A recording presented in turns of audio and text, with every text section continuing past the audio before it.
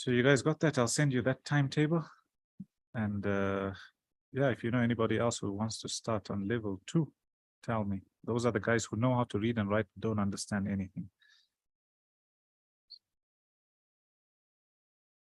So you guys got that? I'll send you that. Right, done. So that was working. WhatsApp is closed.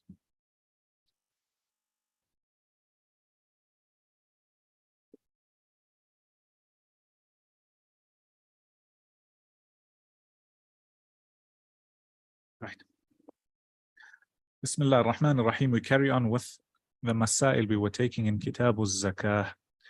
We were taking some of the masail according to the Hanafi madhab. Inshallah, today I want to speak about 2 or 3 masail, and inshallah this will wrap up our first chapter. So in the first chapter, we took the conditions of zakah and 1-2 masail. After that, we'll move on to zakah when it comes to livestock, your animals, your camels, your cows, and your goats and horses according to the Hanafi madhab. From the masail we took, we mentioned the shurut as zakah. What makes zakah compulsory upon a person? Conditions that have to be fulfilled or have to be met. After that, we mentioned zakatul dayn and 1-2 masail regarding nisab. Inshallah, today I want to talk about a mas'ala which the scholars speak about, and that's what they call taqdeemuz zakah. Is it permissible for somebody to pay their zakah in advance? So as you know, if you hold money at the beginning of the year, let's say 100,000, and then at the end of the year you've got 200,000, you're going to pay zakah on that money. Now, what happens if you hold, let's say, 100 million? At the end of the year, when you have to pay your zakah, what's zakah on 100 million, Naeem? Mathematics. 2.5%, 100 million. How much? 25,000. How much? Is that 25,000? 100 million. 1% of 2.5 million. 1 million is 1%. 2.5%, 2.5 million. So if somebody has 100 million, at the end of the year they have to pay zakah 2.5 million. It's tough, even for rich people who have a lot of money, to have cash like that. So what's allowed is where you pay your zakah in advance, and you find a lot of business people do it. So they start estimating at the beginning of the year. They say, you know what, my stock is so much and my assets are so much, whatever is zakatable. Let's say they're coming to a figure of, for example, 1.2 million. So they start paying 100,000 every month towards their zakah. And then once they reach towards the end of the year, they work out, because obviously nobody can predict the future, but it's a good estimate. So they work out to see whether they are over, whether they are under, etc. So that's something permissible, and it comes under the mas'ala of bringing your zakah forward, paying your zakah in advance. So let's say the year, let's say somebody's zakah is due right now in Rajab.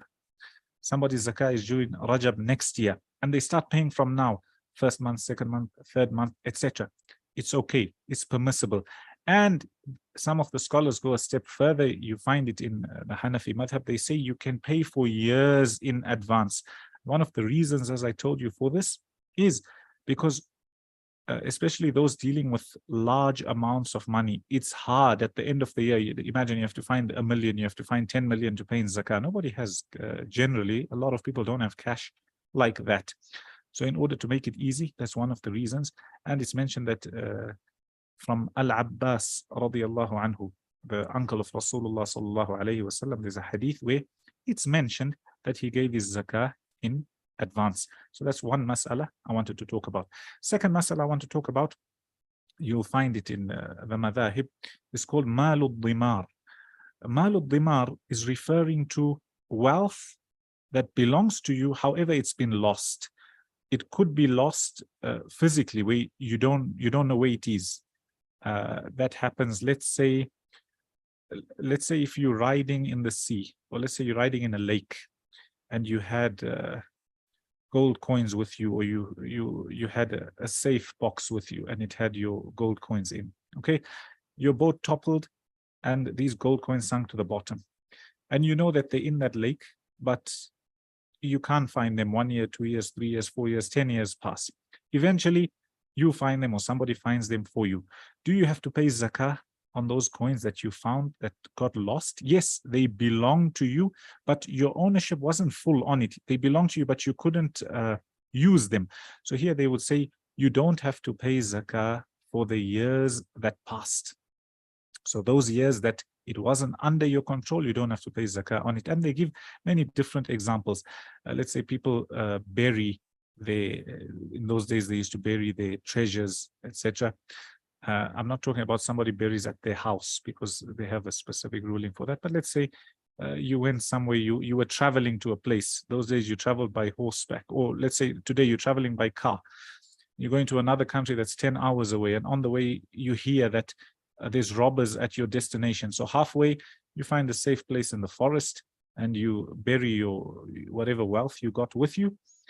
And then you can't remember where it is, and you only find it after a few years. Here you don't have to pay zakah for those few years that you didn't have it.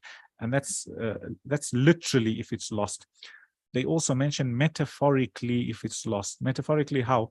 Let's say you lend somebody money. So you gave somebody $1 million and they outright deny that they ever took it. So that million actually belongs to you. They're supposed to pay it back.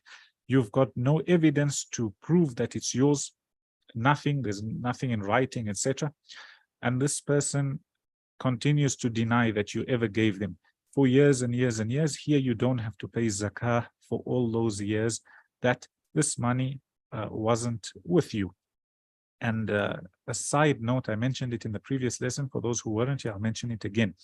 When it comes to money, especially if you owe somebody or you need to pay them, make sure you have it in writing. Make sure you have some sort of bayyinah and proof, because the hadith of the Messenger sallallahu alaihi wasallam says, "Al-bayyinatu ala al-mudda'i wal-yaminu ala man ankar." If somebody is claiming something, then they are tasked with bringing the evidence. So you are claiming, everybody agrees, let's say myself and Naeem, for example, everybody agrees between us that I took money from Naeem and now I owe him 1 million, okay? We agree. Now, I am claiming to have paid that 1 million. What's required of me if we have a problem? Required of me is evidence. If I don't have evidence, according to Islamic law, I will have to pay again. So even if I've paid him, for example, and he says, no, you didn't pay me, and I have no record of it, a judge will actually make me pay again. Hence, whenever you're paying somebody, make sure you have records. Whenever you're giving money to anybody and you need to count, make sure you count. Wherever you're having a bank transfer or something, make sure you have your paper trail or you have your records with the bank. It's extremely, extremely, extremely important. And this is one of the reasons why we encouraged in Ayatul Dain to write down who's owing and who's owed. So we mentioned Malul Dimar, wealth that's lost, that's not under your control. Here, inshallah, the correct opinion is you don't have to pay zakah. There's one more mas'ala I want to touch on, and that is, Alam Gheer asked me once, I think last year, he says, what if we agree that, let's say these are houses and you're buying this house in order to sell. So your intention is business, your intention is buying and selling. Here you would pay zakah on your stock. However, let's say a person buys a car, or they buy a few cars with no intention of selling. They're just buying them to use. Eventually they find that, okay, the market is good. They now change their intention to start selling them. Here again, they would only pay zakah when they sell. So it's, notice there's a slight difference. The first guy is buying stock, and whilst he's buying, he has the intention of business. The second guy, whilst he's buying, he has no intention of business. His intention changes later on. So that's a mas'ala that they go into a little bit of detail with. Inshallah, we'll stop there. Any questions with regards to this? And as I told you guys who came earlier, we'll be stricter with the time so we can fit in 3 or 4 lessons. Any questions with regards to what we took? Naeem, Alam Gheer, Khaybar? I have nothing. Nothing? So you understood. Tomorrow I'm going to ask you about the first, this whole first module that we took in Zakah. When it comes to conditions, when it comes to some of the masail, before we can move on. Right. We carry on with the next lesson. For those who are a little bit late, as I mentioned, Monday and Tuesday, inshallah, we'll take Aqidah. What's Aqidah? People, they use the word loosely. Sometimes when people are talking about Aqidah, they actually implying that you should learn one or two specific books. Aqidah is encompassing. It includes the creed of a Muslim. And you can find what Muslim believes simply by looking at the 5 pillars of Islam, and then after the 6 pillars or articles of faith. So if you look at Islam, as the first pillar of Islam is Shahada. Shahadatu an la ilaha illallah wa anna Muhammadan Rasulullah. Bearing witness that there is no one worthy of worship except Allah. Muhammad sallallahu alayhi wasallam is his final messenger. And this first part of the Shahada, this belief in Allah, and it also encompasses belief in Allah, His angels, His messengers, the last day, Al-Qadr, etc., as mentioned in Al-Iman. You find generally the scholars speak about that in the books of Aqidah. After that, when it comes to Salah, Zakah, Hajj, fasting, that generally comes in the books of fiqh. That's why when Jibreel alayhi salam asked the Messenger sallallahu alayhi wasallam, Mal Iman, what's Iman? And he says, Al-Imanu an tu'mina billahi, is to believe in Allah, wa malaikatihi, His angels, wa kutubihi, His books, wa rusulihi, His messengers, wal yawm al-akhir, the last day, wal qadari khayrihi wa sharrihi, wal qadar, with the fatha on the dal, and predestiny, decree, divine decree, whether it's good or bad. And if you look under every single one of these, you find that you can go in detail. So when it comes to al-imanu billah, belief in Allah, that encompasses, or it entails, worshipping Allah subhanahu wa ta'ala alone, staying far away from shirk, learning about His great names and His attributes, al-asma wa sifat, learning about some of the qualities that show that He Himself is the only one who is deserving of worship. So all that can come under al-imanu billah. That's why in one of the books, or some of the scholars they mention, is from this iman in Allah subhanahu wa ta'ala, belief in Allah, is to believe in His names and His attributes. And that's what I want to start with, inshallah. So we want to discuss and go through some of the names and the attributes of Allah subhanahu wa ta'ala. Again, when looking at the names and attributes of Allah subhanahu wa ta'ala, generally you find people, when the scholars who've written, they've written in 2 different ways or 2 different methods. Both are important. The first and more, I would say more widespread approach that people teach is where scholars wrote about the names of Allah as well as His attributes or His qualities when refuting people from other groups. So for example, you find there were people who denied that Allah subhanahu wa ta'ala had certain names, certain attributes, certain qualities. For example, you find there's some groups who would say that the names of Allah are just names, but they have no meaning to them. So it's like Ar-Rahman, the meaning of the name is the most merciful, but it has no meaning to it when it comes to Allah subhanahu wa ta'ala. So generally you find that's one group, or the first group. They wrote when it came to refuting those who denied the names of Allah subhanahu wa ta'ala as well as His attributes. It's a science on its own, and there's books on their own. You find a second group who spoke, or who went more into the meanings of these names. What, for example, what does the name Al-Wahhab mean? One of the names of Allah. What does the name Ash-Shakur mean? What does the name Al-Hayy and Al-Qayyum mean? Where is it in the Quran? What does it mean? What does it entail?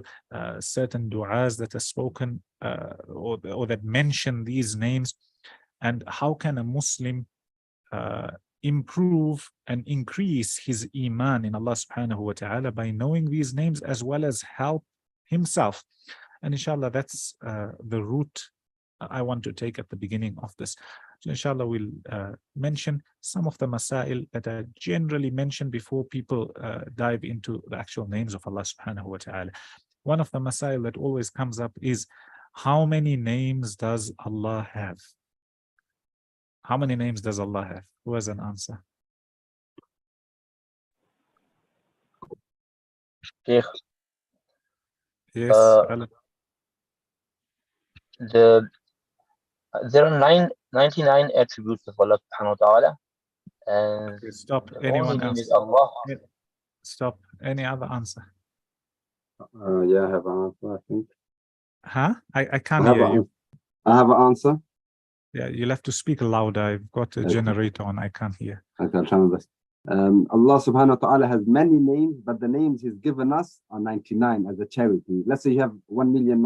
Hold on. Your answer is half correct. He never only give us 99 names. If you count some of the names of Allah subhanahu wa ta'ala mentioned in the Quran and the Hadith, they come more than 99.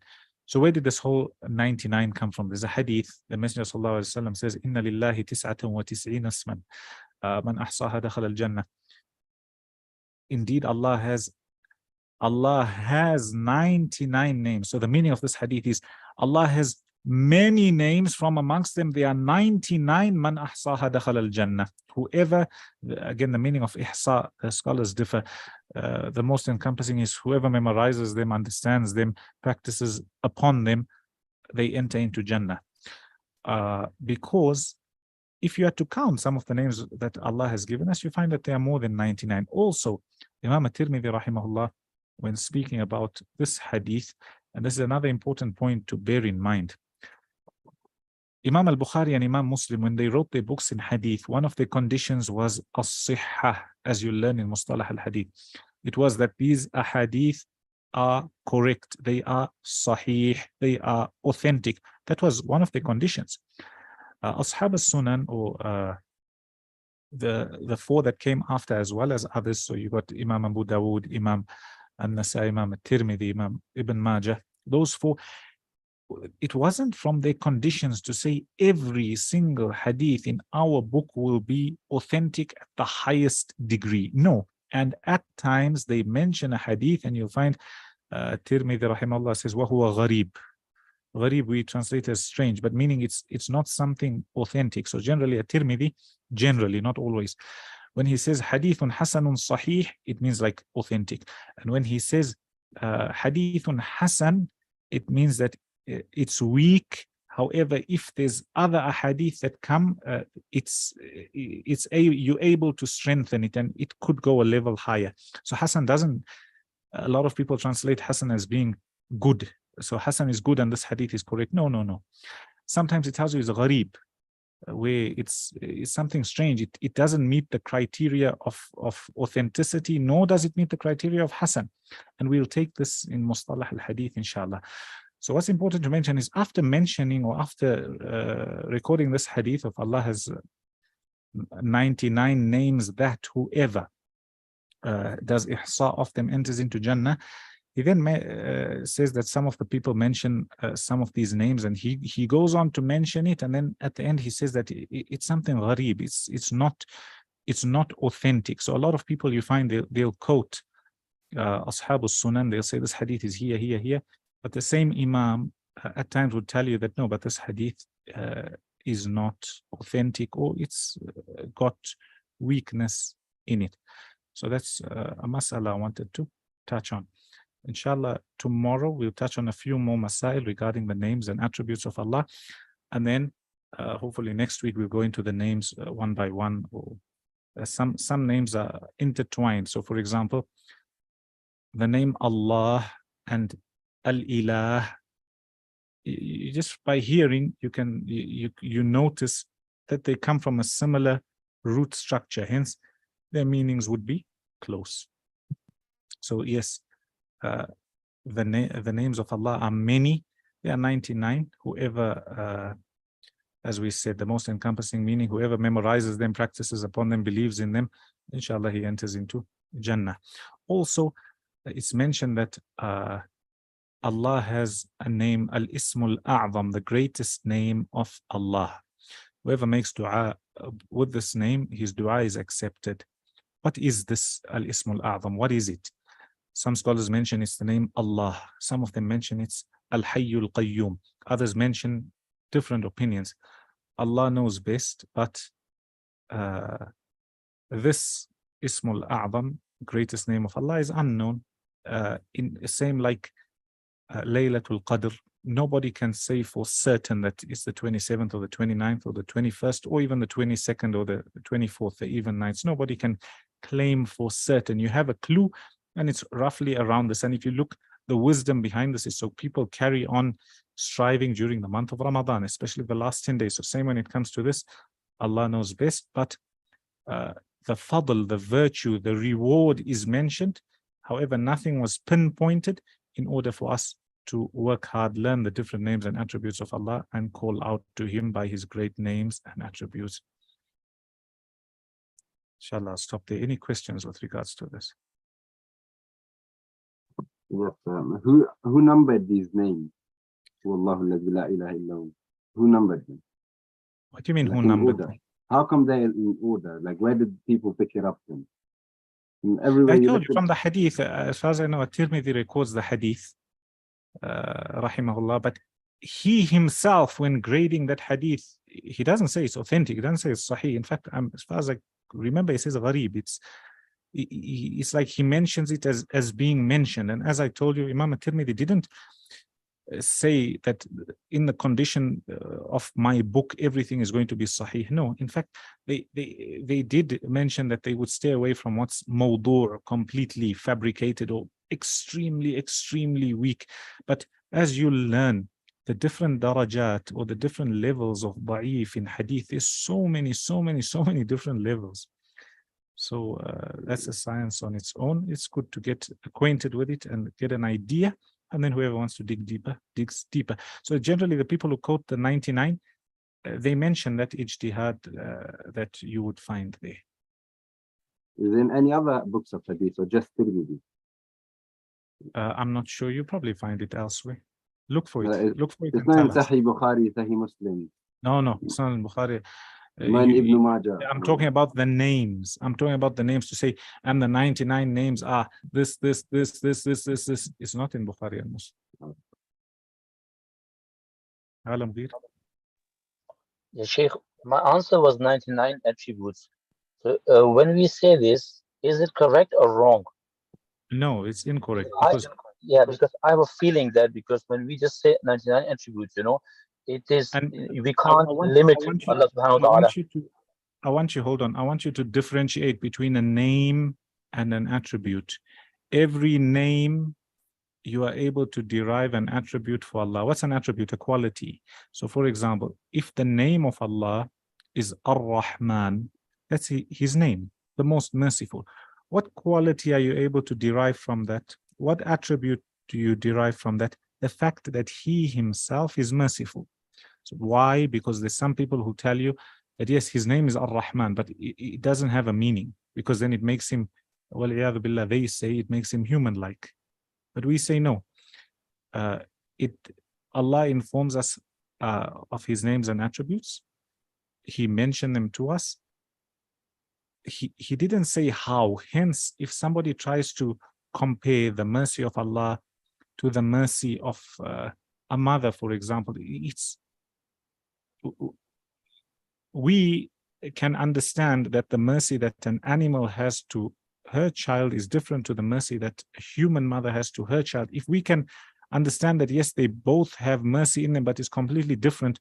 وَلِلَّهِ الْمَثَلُ الْأَعْلَى. What about Allah subhanahu wa ta'ala? He says that he has mercy, but it's not like human beings. So, and as you learn, and that's in the first category I told you, people who generally had misconceptions when it came to this topic, they would say, okay, if we say this, that means we're likening Allah to the creation, hence we won't say it.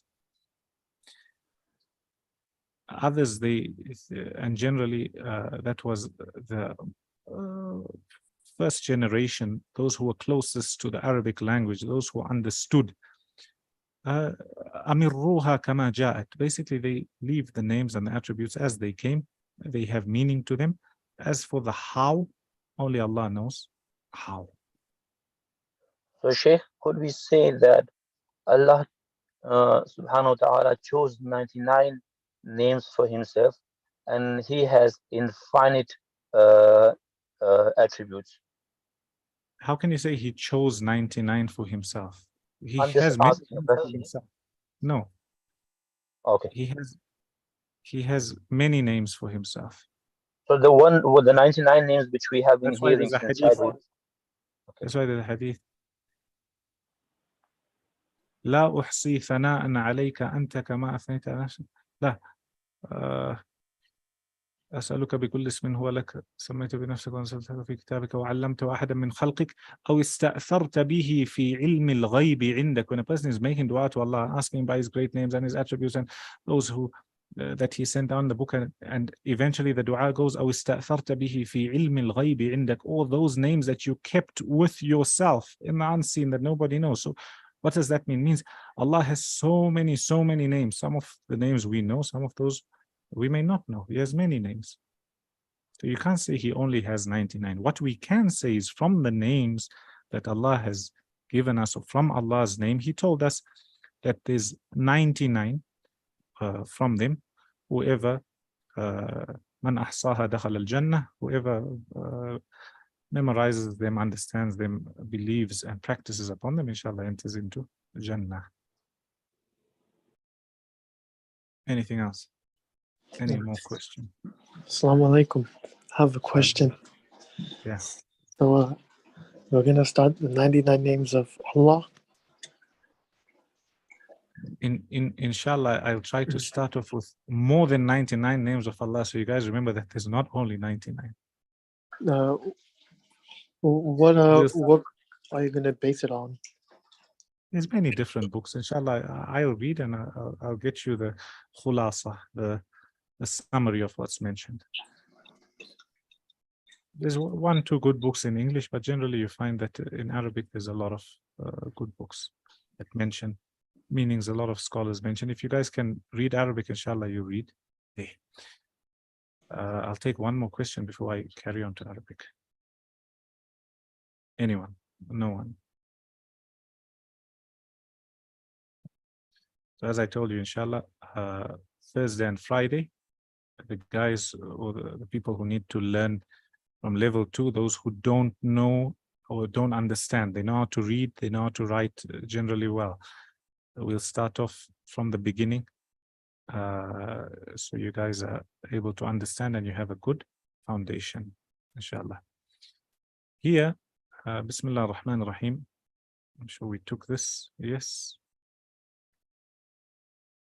Here, what they're giving you, mufradat idafiyya, this extra vocab, and they're telling you to look and listen and repeat. Here you've got opposites. So Khaybar, please read. In fact, Naeem, read. You were here first today. Naeem. طويل, tall, قصير, small, short, كبير, big, صغير, small, قريب, near, بعيد, far, كثير, many, قليل, few, حار, hot, Not har. Look here, there's a shadda. Harun, not harun. حار, hot, بارد, cold, غال, I'm not sure what that means. Expensive. Yeah, true. And رخيص is cheap. Cheap. أحسن. طيب التدريب. خيبر says صل بين الصورة والصفة المناسبة. Join between the picture and the correct description. Yeah.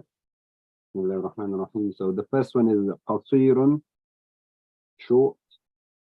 The second one is طويل, tall. The third one is صغير, small. The other one is كبير. Then is بعيد. Then is قريب. This one here is قريب. قريب. بعيد. بعيد. طيب عالم غير next one. صل بين الصورة والصفة المناسبة. Yeah, first one, قليل, then كثير, بارد, حار, غال, and رخيص. أحسن. طيب تبادل السؤال والجواب مع زميلي كما في المثال. What else is here? Let's see. عمر إبراهيم. طيب. Here you find the example and then they want you to discuss as what's here. Says ما هوايتك يا مجاهد? What's your hobby? Oh مجاهد. هوايتي القراءة. I see here they've given you the name and they've given you the hobby. Teaching you how to make the sentence. Say هوايتك your hobby. هوايتي my hobby. So that's how they've got those ضمائر. Inshallah, the Medina books you'll take them in detail. But ka is referring to you masculine and T is referring to me. طيب عمر, let's see, read. بسم الله. ما هواياتك يا جابر؟ هوايتك. So there's no هوايتك. ما هوايتك يا جابر؟ هوايتي الرياض. الرياضة. الرياضة. Second one also. What's الرياضة? Sports. Sports. طيب second one also. ما هوايتك يا جلال؟ هواياتي جميع الطابع. هوايتي not هواياتي. هواياتي is plural. ما هوايتي جميع الطابع. My hobby is to جمع الطوابع not جميع. جمع together. جمع الطوابع. Collection of stamps. Next one. ما هوايتك يا زينب؟ هواياتي الحاسب. Who correcting? نعيم. Sheikh, isn't هوايتك. هوايتك. Zainab is feminine. Masculine is ka. Feminine is ki. طيب عمر read. ما هوايتك هوايتك إلهام. No, يا زينب. هوايتك. You still need to correct this one. ما هوايتك يا زينب؟ هوايتي الحاسوب. طيب عمر المدني. Next.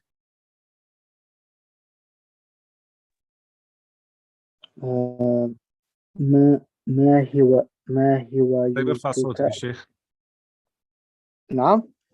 ارفع صوتك أنا ما أسمعك.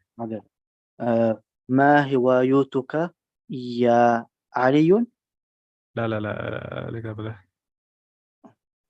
ما هوايتك يا إلهام؟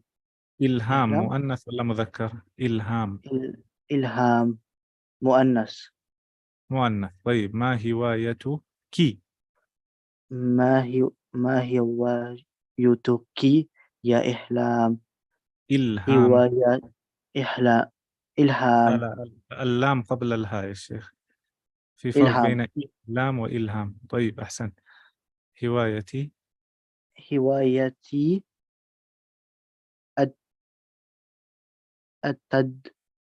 أتدبر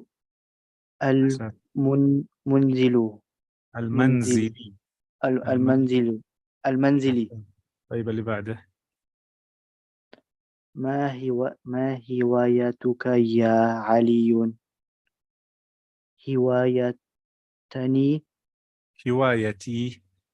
هوايتي السفر. أحسنت. طيب next one. ما هوايتك يا عثمان؟ هوايتي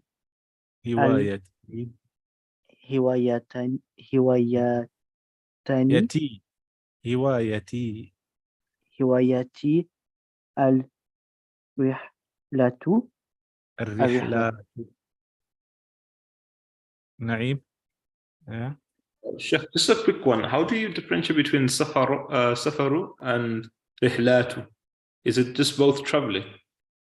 Yeah, but from what they've given you, rihla is more like your internal trip. Can you see? And safar is traveling. Rihla is like a trip. So if you went, is there a difference if you went on a school trip to visit an orphanage 30 minutes away, and if you flew from here to South Africa. So Yes. that's the difference. السفر and الرحلات, according to what they have given you. طيب, Naeem. Next exercise. هل زرت هل What they're trying to ask you, هل زرت معرض they've given you لحظة. They've given you, they're trying to teach you the difference between present tense and past tense. So they've given you يزور معرض الهوايات. He's visiting, or he's going to visit the exhibition, hobbies exhibition الهوايات. Okay. So now you asking this guy, he's already been, you say هل زرت. So can you see يزور is present future tense. هل زرت, did you visit معرض الهوايات? Then he says لا ما زرته. No, I didn't go yet. So زرت is I visited, and who is it referring to? The معرض or معرض. Try the next one. هل This word here, you're going to take it to the past tense. Huh? once again. هل يشرب الشاي؟ لا, take it to past tense.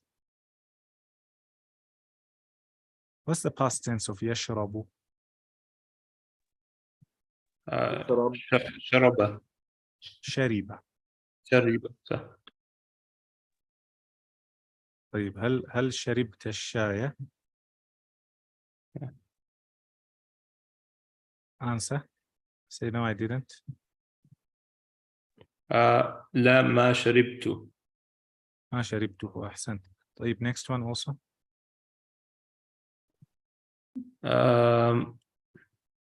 هل The past tense of يأكل. خيبة. يأكل التمر. هل آكل. past tense. The آكل. Okay, this then I haven't taught you this properly, but I will teach you this. So we'll stop here. كرم يكرم. يكرم. كرم. يأكل أكل from أكل. هل أكلت? يسمع. هل سمعت? This you would have to learn a little bit of sarf to know. Why they did it this way, I'm not quite sure. Throwing you guys in the deep end, you're learning it more from your mind, but inshallah, remind me so we can go through past, present, and future. So you along with your nahu, you need to learn a bit of sarf. So maybe if we stop here, and I think I was waiting for the right time, and I think this is about the right time to get you guys into sarf, inshallah. So you're able to go back to the past tense, the present tense, make your fi'l amr, etc. Generally, you find a lot of the times when you learn Arabic, some institutions, they'll start you off with sarf. So they'll tell you, memorize ذهب ذهب ذهبوا ذهبت, and يذهبوا and أذهبوا and إذهب and إذهبوا. Problem with that is you find people then, well, I feel the problem anyway, I might be wrong, but people end up memorizing so many words and they don't know where to use them. Right now, you guys have an idea, you have a lot of vocab, you know how to speak, you're understanding. Now you just have to learn a little bit of structure. So inshallah, we will go through that. Was it Ibrahim is here? Ibrahim, you here? Yes, I am. For you guys, Ibrahim and the others, inshallah, Thursday, Friday, hopefully we'll start off with level 2 from the beginning, where you guys will get you into the Arabic from the beginning, basically, so you're able to understand and you're able to learn your vocab from step 1 instead of learning from I don't know, step number 20. Any questions? Any questions? Sheikh, for the level 2, are we gonna use Medina book? For what? for the level 2, are we gonna So use inshallah, we'll try to mix between the two. We'll summarize and try to come out with the best possible option, because first batch of students, we started off with Al-Arabiya to Bayna Yadayk, and then we went to Medina level 1. If you have 2 years to sit and learn, it's okay, you can do this and this, but most people don't have 2 years. Most people are looking for a faster way possible. So what we'll do is we'll take what's important from this side, and we'll take what's important from this side, and we'll try to give you al-khulasa wa zubda.